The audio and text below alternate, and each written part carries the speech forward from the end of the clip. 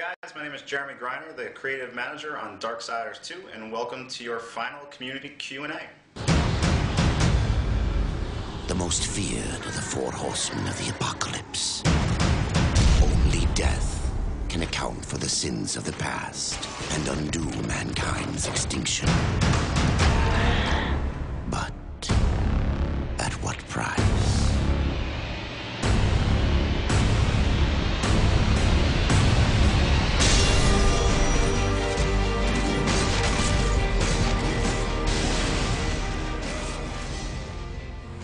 Obviously, everyone loves our universe and our fiction and lends itself well to other mediums out there. But as far as the movie deal right now, I'm not too sure. I think everyone's just focused on getting Darksaiders 2 and Death in Your Hands in the weeks to come. But, you know, we'll be the first to let you know if we have something like that coming out soon. So, will it be a Darksaiders 3, a Darksaiders 4? I hear that question all the time. Ultimately, in the end, you know, the studio started the Darksaiders franchise to tell the story of all four horsemen of the apocalypse, so we'd like nothing more than to tell you the stories of strife and fury, and then maybe one day get all the horsemen into one game together and have some fun with that. So as long as you guys all keep buying the games, we'll keep making them, and you know, right now it's all about Darksaiders 2 and Death. I think actually for our inspiration it was more internal than external. Everyone knows Joe Mad, and it's his art style, and so it's pretty easy for him to kind of, I mean, not easy, but, you know, for him to kind of look within and see how he wanted to illustrate this universe. So that's one of the really cool things about Darksiders 2 is, you know, when you look at all the AAA games out there, everything has gone super, super photoreal.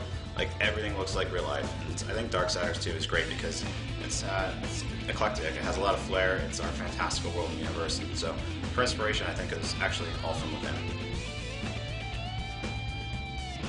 You know, any game out there has influences from other games.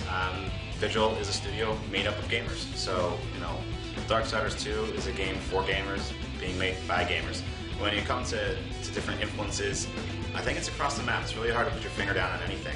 You look at all the different RPG elements that we have in Darksiders 2, and those come from everywhere, including our own. Like, you look at the possessed weapons, feed other items into that, that's pretty cool. To put my finger on 1 or 2 or 3 or 10 or 50 games would be pretty hard. But what I will say is that, you know, this isn't an action-adventure game. You know, in our genre right now, everything's getting more set-piece oriented every single year. You know, it's turning into more of like the shooter space. So what we wanted to do is create a true action-adventure game, one that kind of harkens back to our childhoods. So this is a game that we want to play, and hopefully you guys do too. So that's a really cool question, and actually it's perfect for me because my job is to listen to you guys and what your feedback was from DS1 so we can implement it into development for Darksiders 2.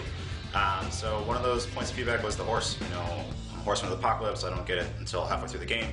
So Darksiders 2, you start off on despair. Same thing goes for backtracking.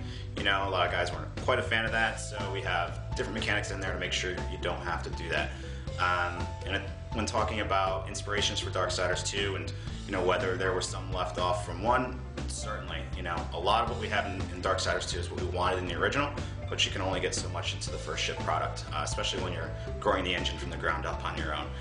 So when you look at the loot and the NPC interactions, skill trees, leveling system, side quests, vast overworlds, that's much of that is what we wanted originally, and thankfully we got it all into Darksiders 2.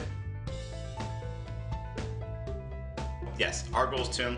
Obviously everyone's psyched about that, and if you got the limited edition, you're getting that for free. And we do have plans for a robust DLC program.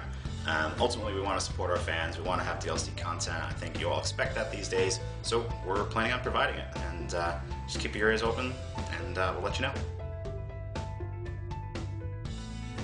I feel like if you truck down the critical path, literally sprinting, trying to get to the finish line, it's going to take you around 20 hours.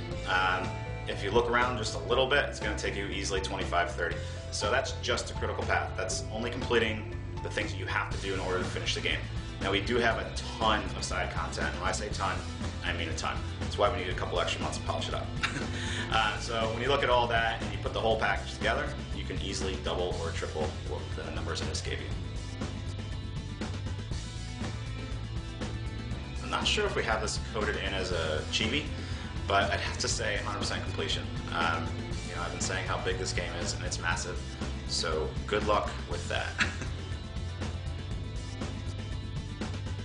In kilometers, I don't know. I work and live in the U.S. and we talk miles, man. So, you know, when it comes to the size of Darksiders 2, we've said in the past, and it still holds true, the first zone, called the Maker's Realm or the Forge Lands, the physical geometry of it is the entirety of Darksiders 1. So that's the first zone in the game. There's 3 more after that and a little bit of other content. So I can't really put a number on it since I don't know kilometers. But yeah, it's pretty darn big. Darksiders 2 ships here in Australia on August 16th, so make sure to go out and pre-order today and upgrade immediately to the limited edition and get our first DLC drop called Argol's Tomb absolutely free. Thanks for watching, and we'll see you again soon.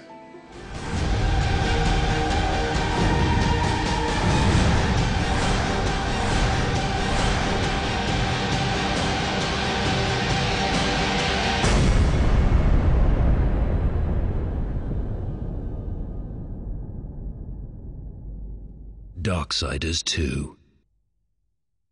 Pre-order it now to get the limited edition.